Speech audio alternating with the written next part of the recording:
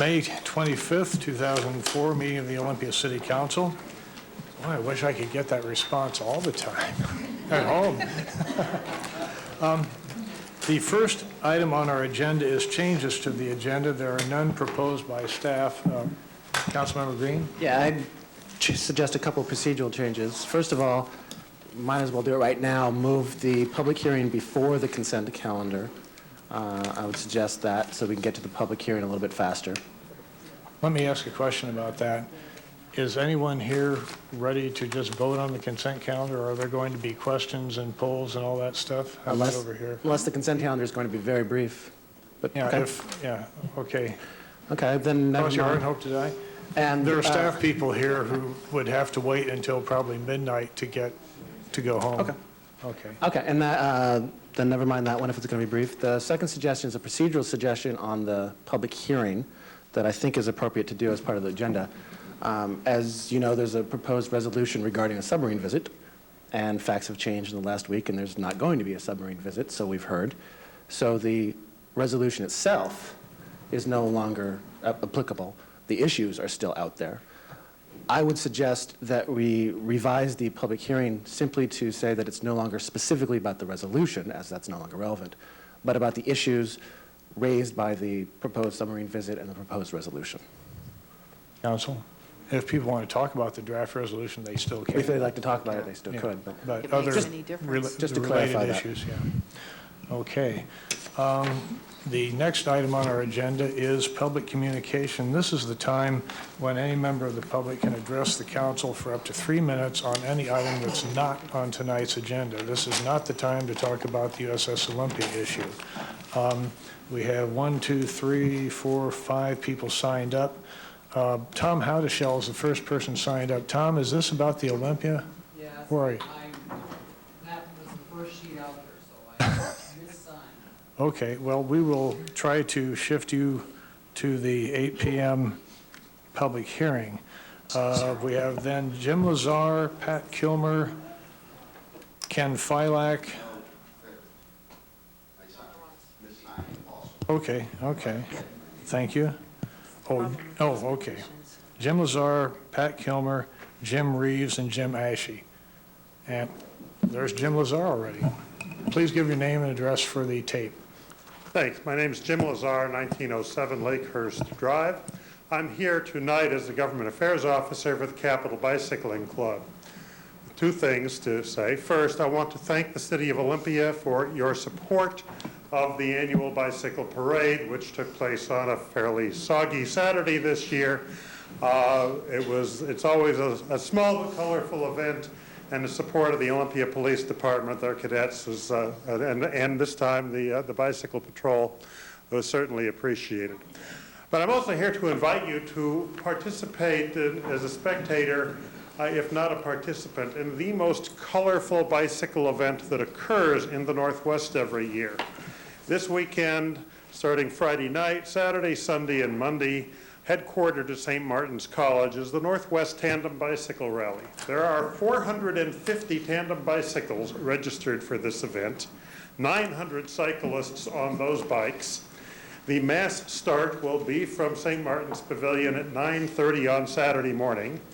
I encourage you to get out on the route and watch. There is nothing more spectacular than 450 tandem bicycles moving out together. It's a very fun event, and I think you will enjoy it if you have an opportunity to see it.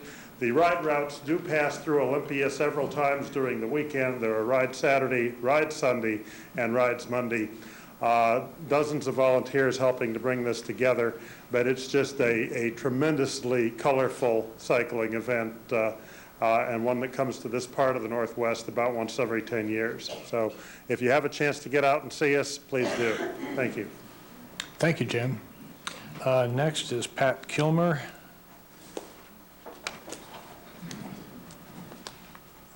Hello, Pat. Hi, my name's Pat Kilmer. I live at 811 Bethel Street, Northeast. I'm a member of Walkable Olympia Neighborhoods, a group that's working to improve walking conditions throughout our community. I'm here to invite the members of the City Council and the public to join us at Lions Park next Saturday morning at 10 o'clock for our second Walks for Parks and Sidewalks. We will meet on the corner of 7th and Frederick. Lions Park is in the neighborhood of Ralph's Thriftway and also the East Side Water Tower. We'll walk for about an hour, gaining appreciation for this neighborhood and an understanding of the gaps in good walking access around the park. There are several missing sidewalk links near Lions Park that are identified in the city's sidewalk program. If the proposed Parks and Sidewalks funding measure is approved by the voters this fall, there will be money to finish some of these important segments. Last Saturday, we walked a loop in the north end of downtown, starting and ending at Heritage Park. I already knew about the gaps in safe sidewalks from the bus terminal to the farmer's market, from the outings with children that I care for.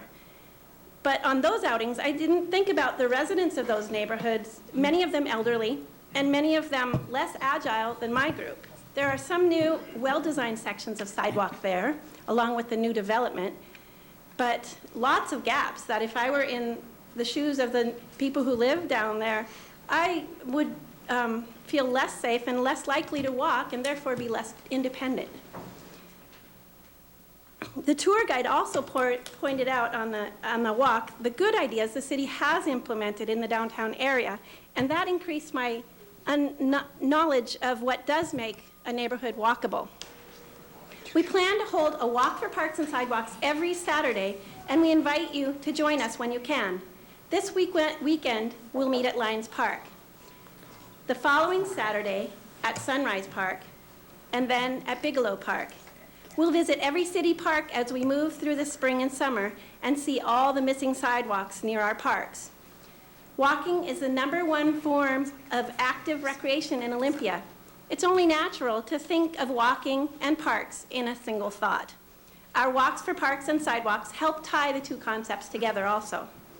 You can keep track of our Walks for Parks and Sidewalks by visiting our website, www.walkolympia.org. Thank you. Thank you. You didn't pick the east side because that's my neighborhood, did you? Thank you. That could be possible, yes. We will try to be there. Jim Reeves is next.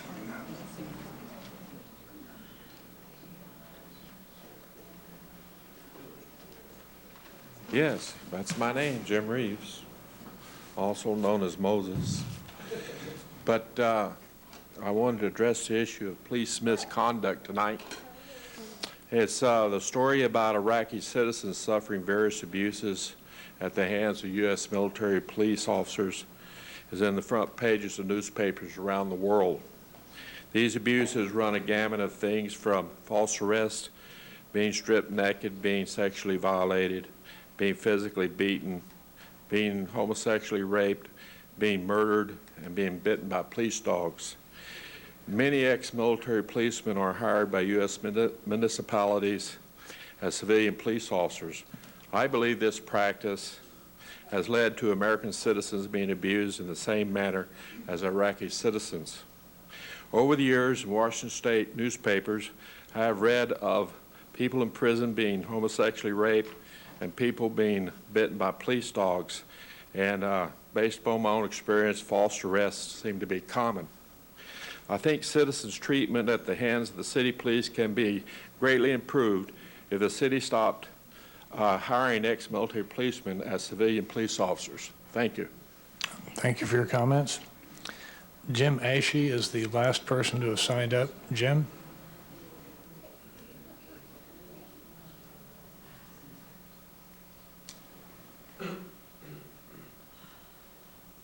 My name's Jim Ashe. I live at 410 Capitol Way North. Mayor, council, and staff, really what I wanted to do was very simply thank you for the budget process and really thank you for being the catalyst behind this whole thing. I do have a request. There was a number of people who were not upset, that's not the right word, but concerned because there were questions that they wanted to ask and didn't get a chance to ask. I'd like to ask you to on that next meeting, to give us a period of time after, instead of packing it up so quick, and give people an opportunity to ask some questions, because there was a lot of interest, and it was a great session. Okay, thank you, Jim. For the audience information, we have scheduled 4 public forums on issues surrounding the budget, preparatory for our own budgeting process later in the year. This was T.J. Johnson's idea, and we've just had the 3rd one. The 4th one is going to be Thursday night, 7 p.m. at the East Side Fire Station at the corner of East Side and 4th Avenue. great. Okay, so be there. All right, we're ready to move along. We have promises that we're not going to nitpick the consent calendar, so why don't we give it a shot? Is there a motion to adopt the consent calendar? Move approval of the consent calendar. Second. Moved by Councilmember Moss, seconded by Councilmember Hawkins. Any questions, comments, polls? Hearing none, ready to vote? All in favor of adopting the consent calendar, please say aye. Aye. Aye. Yes, we've done it. Moving right along, we advertised a public hearing no later than 8 o'clock, and it is 20 minutes before 8. I think we should get rolling. This, of course, is the main event of the night. It's the reason why most of you are here. We have, I believe, 98 people signed up, plus Mr. Howdeshell, who managed to sign up on the wrong sheet. And 99. And let's say I throw him first. Yeah. What we'd like to do is have our city manager, Steve Hall, introduce the topic, give us a little background, and then I'll discuss conduct of the public hearing. As I say, we've got 99 people now who would like to testify. Steve? Thank you, Mr. Mayor. I'll make this very brief. I've been asked tonight to give a little chronology and a little bit of context around this issue that most of you have come here for tonight. Let me start with chronology around the possible visit of the USS Olympia. On about April 20th, we received a note from the Navy that the USS Olympia might visit the city of Olympia. After getting that notice, we had our communications manager for the city contact the public affairs officer on the ship to ask about more specificity about time, date, etc. There were no responses to those communications. So we didn't learn as a city again about the possible visit of the USS Olympia until on or about May 12th. That's when the Olympia Police Department was asked by the Washington State Patrol to help provide a security perimeter around the USS Olympia in the event that there would be a visit. We were asked specifically to provide a 400-foot military perimeter on land and water to help protect the sub in the event it did visit. After consulting with me and the mayor, the police chief and I decided to decline that request. We are not, as a city, trained or equipped or authorized to provide military perimeter. In fact, we had learned that other agencies, the Coast Guard and the National Guard, are empowered to do that and certainly are better trained than we are. The next thing we heard was we started receiving input from members of the community who were hearing about a possible visit. And in fact, last week, several citizens came to the City Council expressing concerns about a possible visit. Some expressed concerns that there was nuclear power on the vessel, some about the motives for the visit, whether or not there was a political motive, some about the military defense perimeter they were concerned would affect others' use of the Olympia Harbor or the area around it, including the Olympia Farmers Market. The City Council was asked by this group to take a number of actions, including consideration of a resolution to ask the ship not to come. Because we had understood the visit was tentatively scheduled for late May, the city had very little time to react to the citizen concerns that were before us. After discussion, a majority of the City Council agreed to hold a public hearing tonight, 7 days later, and draft a resolution to consider possibly opposing the upcoming visit. The city learned late last week that the sub had decided not to come for other reasons. While it was determined earlier this evening by the City Council that the resolution is no longer under consideration, this is still an opportunity to hear from those who have comments about the visit of a nuclear vessel of any type to Butt Inlet. It's an opportunity to tell the City Council if you have concerns or not. It's an opportunity to tell the council what those concerns are, if you have them. It's an opportunity to tell them what, if anything, you think the city should and could do. It is clear to us that we do not have the authority to tell a U.S. naval vessel they can't come. It's also clear that our members of the public expect us to represent them. So there are a number of things that we could do. We could share these concerns with the U.S. congressional delegation. We could ask questions of the Navy about safety or related issues. We could look at the broader issue of military vessels in a small harbor, Butt Inlet, particularly with regard to the new security perimeters required for vessels such as this, and the possible impact on the inlet and adjacent property. So tonight's an opportunity for you to tell the City Council what you think, and my purpose is to tell you what we know so far. Thank you. Any questions for Steve? Sorry?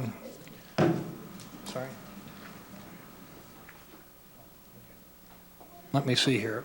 I want to talk about conducting a public hearing in a situation where we've got passionate opinions on both sides.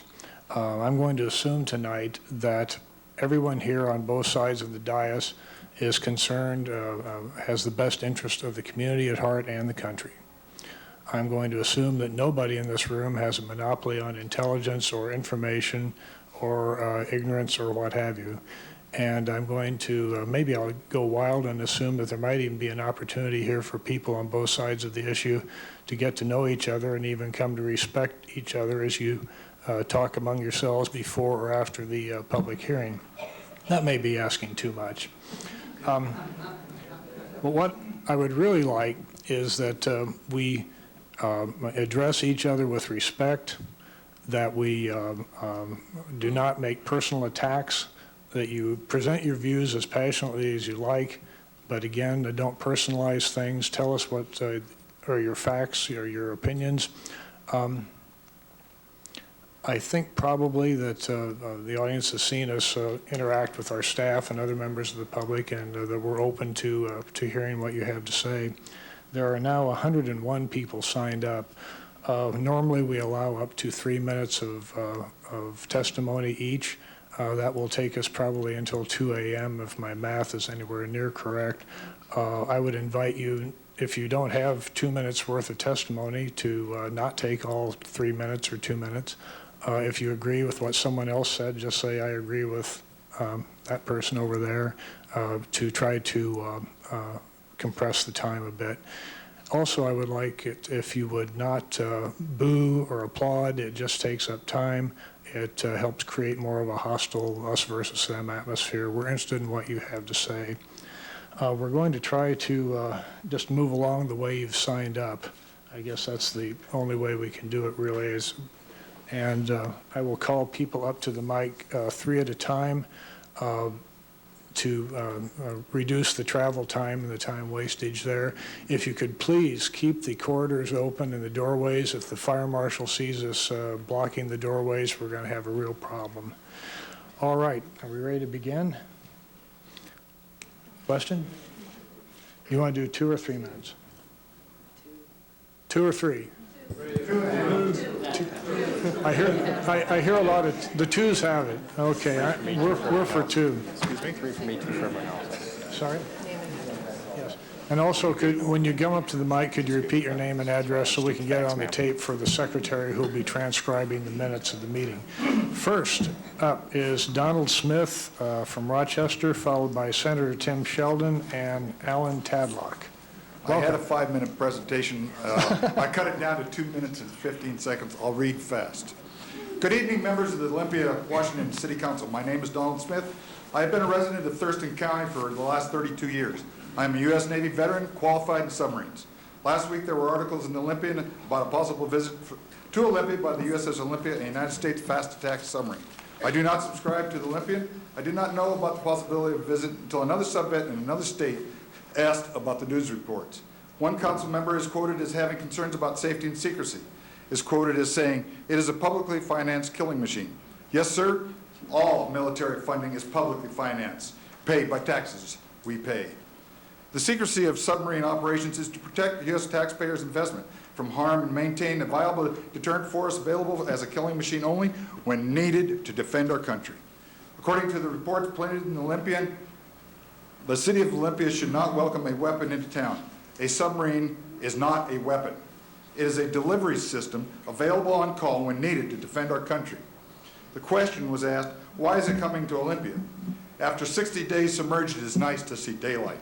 And sometimes the Navy sees fit to allow submarine crews to visit ports of call different than their home port. Question was asked about cases internationally about accidents and leaks involving similar vessels. There is a large difference between U.S. and Russian submarine construction. Accidents and leaks are well documented, and also where they happen. Please do not confuse the U.S. and Russian fleets. If any military ship, U.S. military ship, visits Olympia in the future, remember that the men from these ships should be honored for their service to country. If you protest the ship being in Olympia, do that, but leave the defenders of your freedoms alone. Or better yet, invite some of them to dinner. A home-cooked meal is better than Navy chow. Submarine sailors are members of the silent service, quietly doing the task assigned.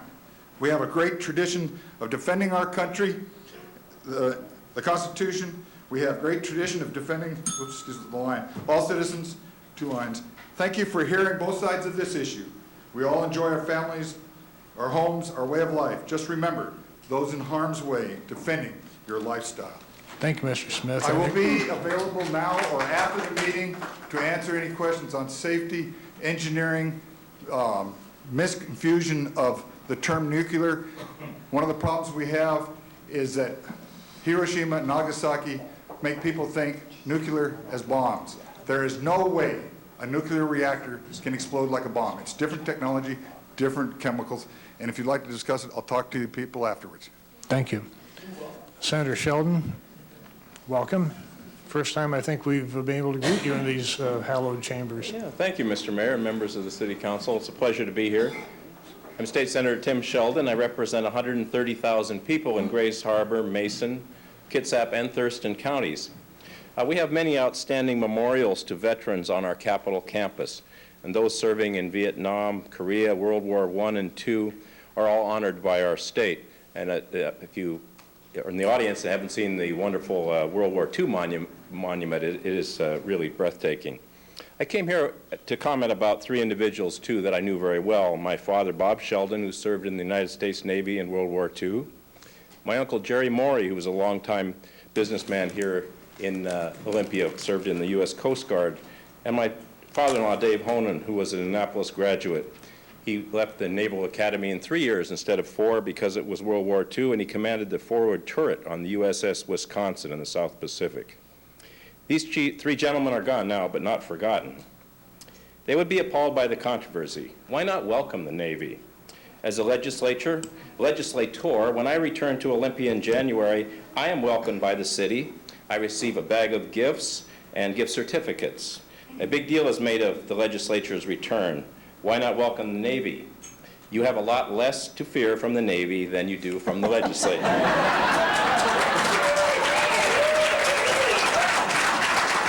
All right, I'll let you have one applause. The Navy does not have unfunded mandates. So.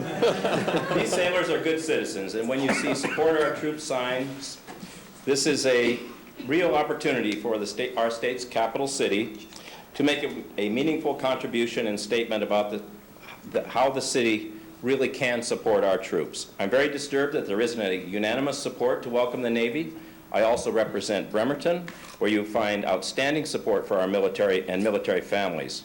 I hope the council can take some positive action to support our military and honor the memory of those that have served so honorably to protect our freedom. Thank you. Thank you very much. Anyone else? Okay. The next person up is Alan Tadlock, who will be followed by Tom Howdeshell and Sean Adams. Mr. Tadlock.